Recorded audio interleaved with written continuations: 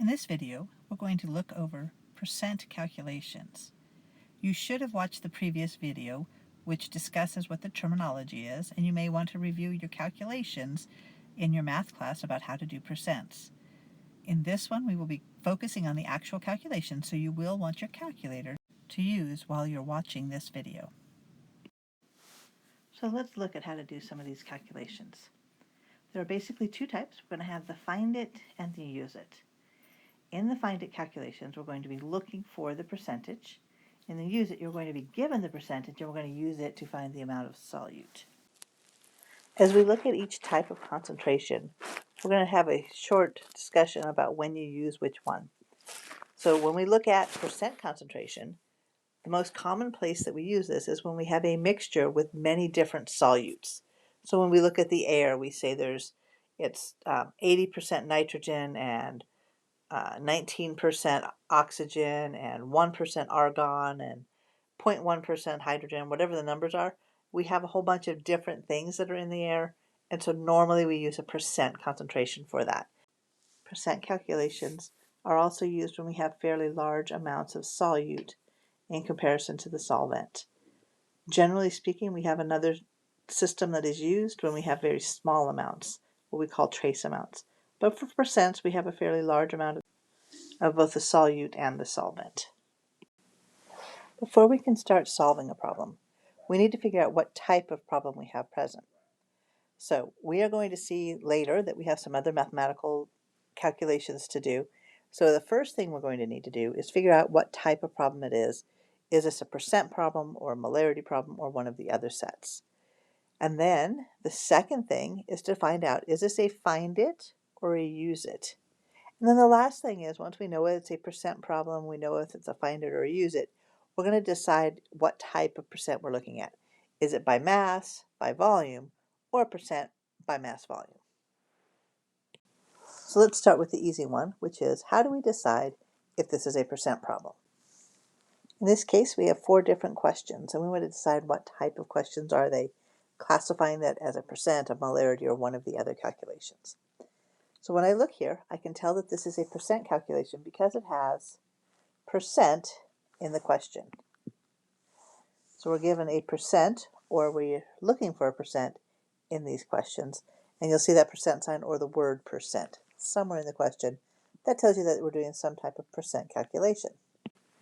Next, we need to decide if this is a find it or a use it type of problem. So again, we're going to look at the question. It should tell us what we need to know. And in this case, we see that it says calculate the percent. That would be a find it. Here again, we see calculate the percent. So again, it is a find it. Next, we're going to look at the next one, and it says that I have this percentage. So if I'm given a percentage, I'm going to use it because I already have that percentage. And the final step before we do some calculations is to decide which type of percent calculation do we have. So we now know it's a find it or a use it. We just need to know, is the problem a percent by mass problem, a percent by volume problem, or a percent by mass volume? So let's read each one. So for question number 1, we see that it says calculate the percent by mass. So that'll be a by mass problem. For number 2, it says calculate the percent by mass volume. So of course that would be a mass volume calculation. For number 3, we're going to see that it says that I have a 3% m over m. That means it's a by mass type of problem. And for the last one, number 4, we see that it says how much is required to make a 4% V/V, which means it's a by volume type of calculation. Once we have all of that information, we can now set up the questions, and we'll do those one by one. Okay, so let's apply the process. First, we find out what type of problem it is, and we see that it is a calculate the percent problem. We see that that means it's a find the percent problem, and finally we see that it is by mass. For our percent calculations, we're always going to have our solute on top and solution on the bottom. Next, we're going to see that this is a find it. Whenever we have a find it problem, that means we're going to be multiplying by 100%. And in the last step, we see that it says by mass, and that means that our units should be in mass units. In this case, we're going to use grams, so grams on top grams on the bottom. Now all we have to do is put in the numbers. So let's read the question carefully.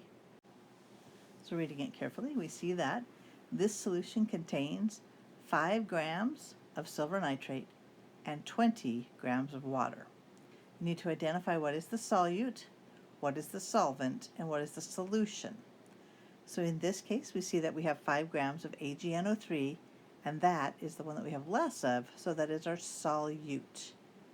Then we see that we have 20 grams of water. And here's the tricky part. When it says just water, that is not the solution, but the solvent. So now we have to remember, how do I find the solution?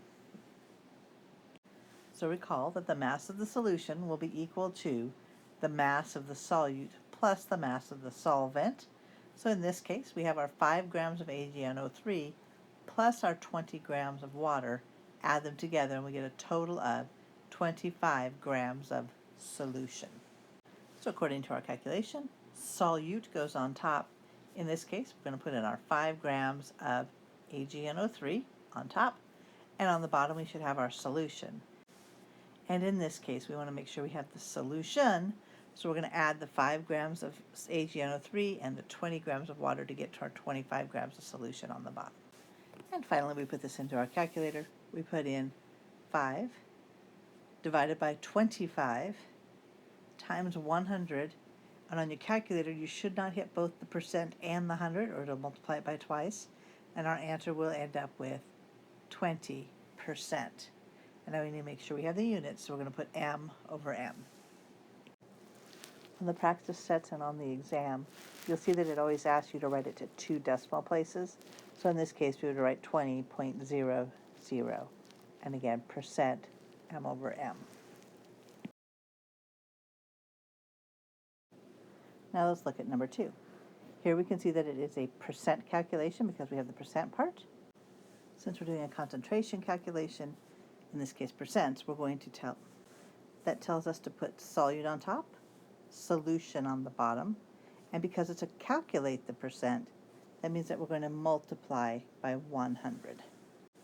Next we see that this is by mass volume, so that means we're going to put the mass on top, we'll put grams, and on the bottom we're going to put the volume, and that'll be in milliliters. And now we read the rest of the question to find out what is the solute, what is the solvent, and what is the solution. So let's read it. It says this has a solution that contains 35 grams of CaCl2, calcium chloride, dissolved in enough water to make 200 milliliters of solution. And so we know that we have 35 grams of calcium chloride. That's going to be our solute. Put it on the top here with our grams of solute, and then we're going to dissolve that in enough water, water is our solvent, to make 200 milliliters of solution. Notice that this says 200 milliliters of solution. It doesn't say of water, so that means it's already added together.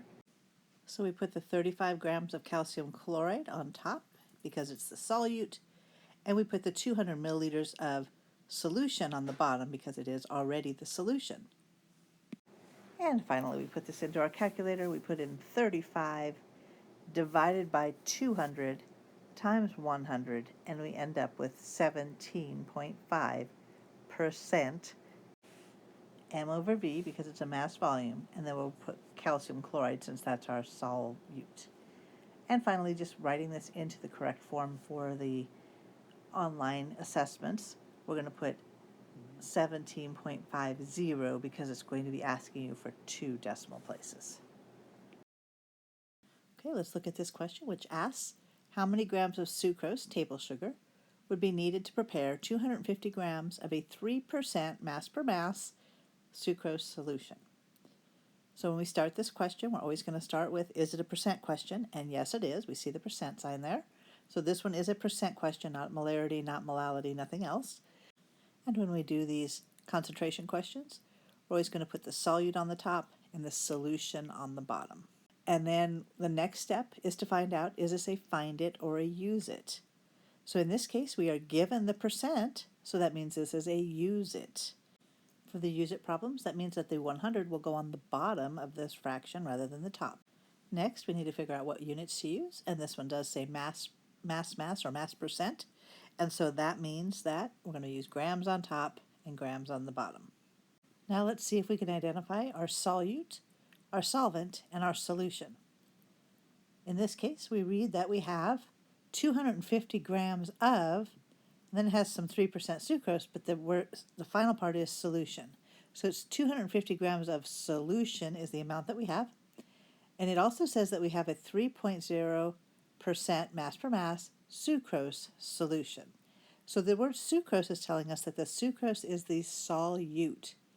When we're given a percent, it tells us that that is for every 100 grams of solution, there are 3 grams of solute.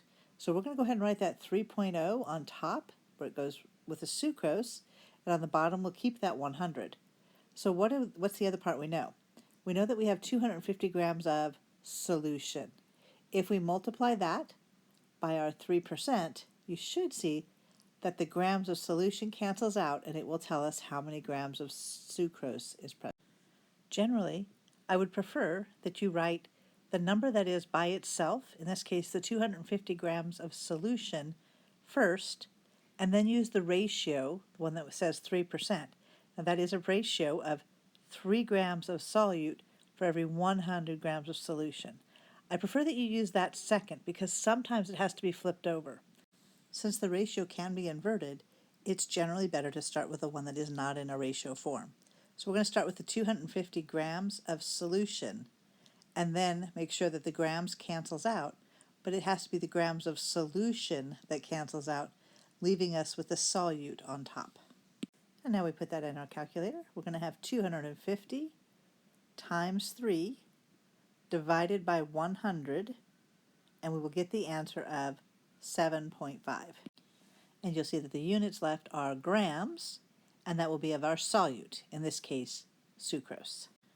And again, because of the way that the question was written online for our online homework and our exams and quizzes, you will see that it will tell you to go to 2 decimal places. So you would have to change this answer to 7.50 grams of sucrose. And let's try the last one.